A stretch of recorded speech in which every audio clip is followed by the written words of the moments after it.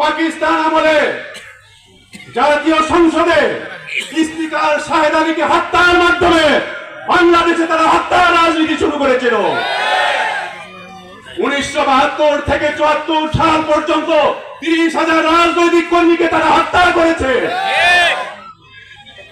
2006 সালের 28 অক্টোবর ঢাকা শহরে লগি বৈঠার তাণ্ডব চালিয়ে সাপের মতো মানুষ মেরে মৃত লাশের উপর নর্তন কুর্তন করে হিংস্রতার পরিচয় দিয়েছে, পাশবিকতার পরিচয় দিয়েছে।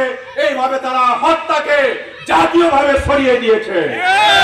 ক্ষমতায় আসার পর এই জামালপুরে জামানগঞ্জে কামিল মাদ্রাসার মেধাবী ছাত্র শহীদ হাফেজ রমজান আলীকে হত্যার মাধ্যমে বাংলাদেশে তারা নতুন করে রাষ্ট্রীয় পৃষ্ঠপোষকতায় মানুষকে হত্যা করা শুরু করেছে।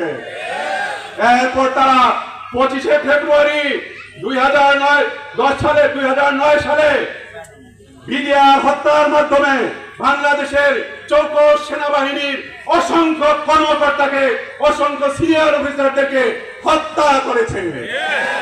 তারপরে তারা 2013 সালের 5ই মে রাতের অন্ধকারে ঢাকা শহরের সমস্ত লাইটগুলোকে নিভিয়ে দিয়ে রাতের অন্ধকারে অসংখ্য হাফেজ আলেম মাদ্রাসার ছাত্র এবং ইসলাম প্রিয় জনতার উপর গুলি চালিয়ে অসংখ্য মানুষকে হত্যা করে ঢাকা শহরকে রক্তে লাল বানিয়ে দিয়েছে।